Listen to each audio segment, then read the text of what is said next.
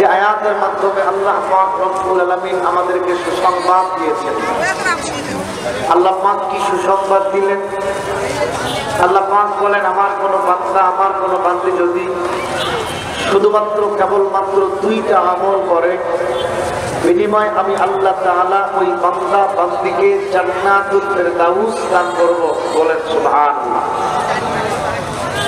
আমার ভাইরা, জান্নাতুল ফেরদাউস জান্নাতের মধ্যে সবচেয়ে শ্রেষ্ঠ জান্নাত। রাসূল করিম সাল্লাল্লাহু আলাইহি ওয়াসাল্লাম বলেন, ইযা সাআলতুমুল্লাহাল জান্নাতা ফাসআলুল্লাহাল ফিরদাউস। তোমরা যদি কেউ আল্লাহর কাছে জান্নাতের জন্য দোয়া করো, তাহলে জান্নাতুল ফিরদাউসের জন্যই দোয়া করো। কেন? ফাইন্নাহু আ'লাল জান্নাহ, কারণ জান্নাতুল ফিরদাউসটা হলো সবচেয়ে বড় জান্নাত। জোরে কন্যা সুবহানাল্লাহ। এই বিশাল জান্নাত, জান্নাতুল ফিরদাউস, এটা যদি আমরা পাইতে চাই, তাহলে আমাদের আমল করা লাগবে দুইটা। জোরে বলেন তো কয়টা? কথা বলেন মুসলমান, আমল করা লাগবে কয়টা? মাত্র দুইটা আমল করতে হবে। আল্লাহর কোন বান্দা, আল্লাহর কোন বান্দী জান্নাত কিভাবে পাবে? কোন আমল করলে আল্লাহ পাকের বান্দা বান্দীরা জান্নাত পাবে? কোরআন কারীমের মধ্যে আল্লাহ পাক অনেক আমলের কথা বলেছেন। কোন কোন সূরা, যেরকম সূরাতুল মুমিনুন নামে একটা সূরা, এই সূরা মুমিনুনের মধ্যে আল্লাহ পাক 7টা আমলের কথা বলেছেন। এই আমলগুলো যদি করো, তাহলে জান্নাতুল ফেরদাউস পাবে। লং আলোচনার কথা বলেছেন, প্রায় 7টা আমলের কথা। কিন্তু আল্লাহ পাক আমরা যে আয়াত পাঠ করেছি, এই আয়াতের মধ্যে এত আমলের কথা বলেন। আল্লাহ পাক বলছেন শুধুমাত্র কেবলমাত্র দুইটা আমল করো। শুধুমাত্র কেবলমাত্র এই দুইটা আমল যদি করতে পারো, আমি আল্লাহ তোমাদেরকে জান্নাতুল ফেরদাউসের মেহমান বানায়া দিব। জোরে কন্যা সুবহানাল্লাহ। সেই জান্নাতুল ফেরদাউস সবচেয়ে বড় জান্নাত। বলে সেই জান্নাতুল ফেরদাউস যদি আমরা পাইতে চাই, তাহলে এক নম্বর যে আমলটা আমাদের লাগবে, সেটা কি? আল্লাহ পাক বলছেন, ইন্নাল্লাযীনা আমানু। এক নম্বর আমল যেটা লাগবে, সেটা হলো ঈমান। সুবহানাল্লাহ, একটু জোরে বলেন। এই ঈমান কিন্তু আমাদের আছে। আপনারা মুসলমান, তাই আমরা মুসলমান, আমরা মুমিন, আমরা ঈমানদার। কিন্তু আমাদের ঈমানের যে অবস্থা, ঈমানের যে দুর্বলতা, সামান্য টাকার বিনিময়ে, এক কাপ চায়ের বিনিময়ে মুসলমান তার ঈমানকে নষ্ট করে দেয়, ঈমানকে বিক্রি করে।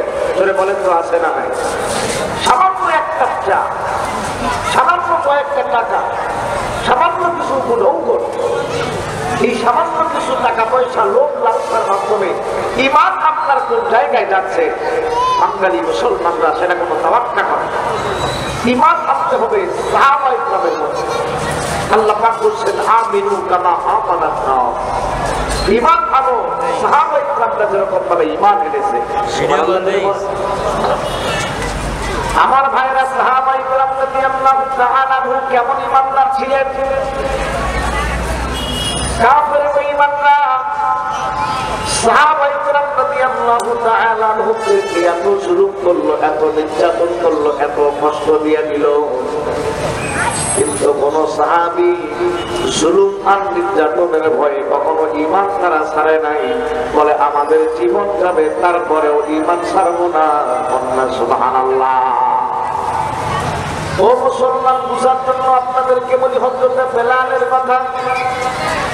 হযরতে বেলাল রাদিয়াল্লাহু তাআলা আনহু দেখতেও ছিল অত্যন্ত কালো, খুব একটা ভালো ছিল না। হযরতে বেলাল তিনি একজন ছিলেন গোলাম। হযরতে বেলাল গোলাম, হযরতে বেলালের বাবা সেও হলো একজন গোলাম, গোলামের ছেলে গোলাম। কিন্তু আল্লাহর কাছে হযরতে বেলালের এত দাম বেড়ে গেল, আল্লাহ পাক রব্বুল আলামিন দুনিয়াতে বেলাল থাকতে জান্নাতের সার্টিফিকেট আল্লাহ বেলালকে দিলেন। কন্যা সুবহানাল্লাহ। দুনিয়াতে থাকতেই বেলাল জান্নাতের সার্টিফিকেট পেয়ে গেল।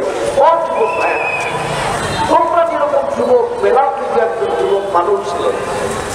আজকে আমাদের যুব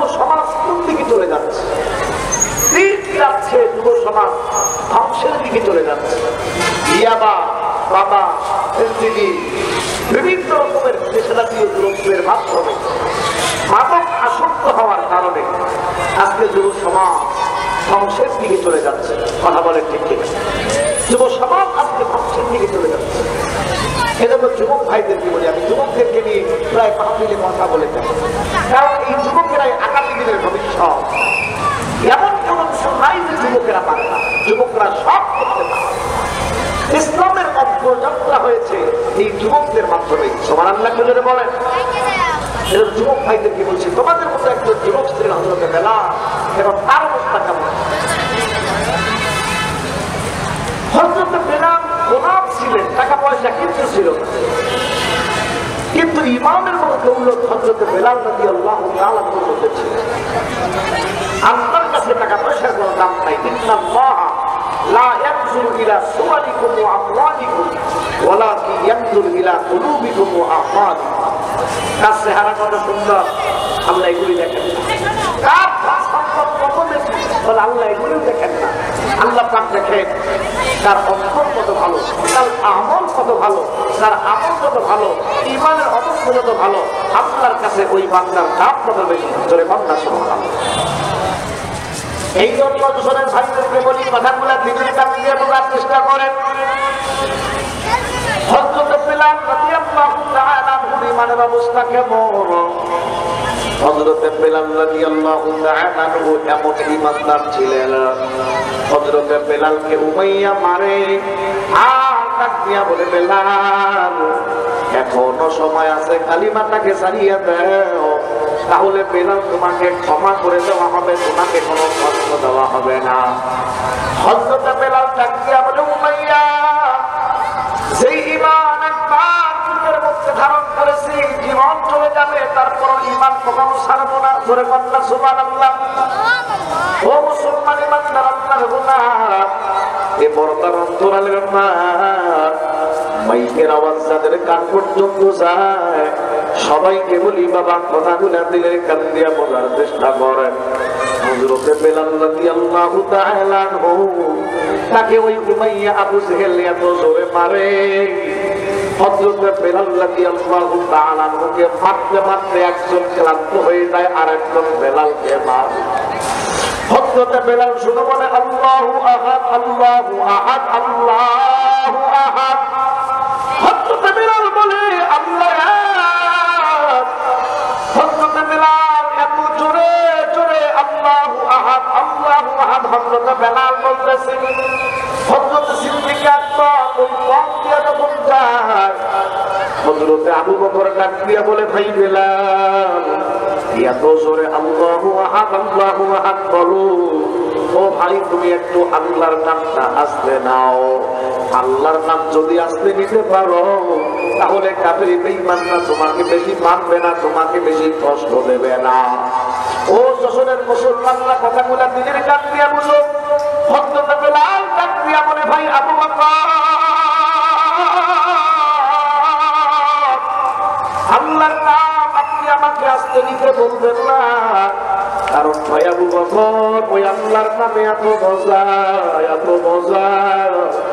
কাফের বেঈমানরা যখন আমাকে মারে, আর আমি যখন আল্লাহু আহাদ, আল্লাহু আহাদ যখন আমি বলি, আল্লাহ পাক রব্বুল আলামিন সমস্ত কষ্ট দুঃখকে ভুলাইয়া দেয়।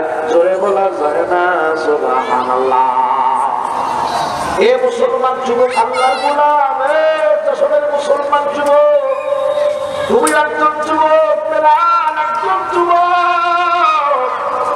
হযরত বেলাল ছোট নারায়, ছোট নারায়। উমাইয়া ডাক দিয়া বলে, বেলাল তুমি এত ছোট নারাইতেছো কেন? বলে, আমি আমার মালিকের নাম জপতেছি।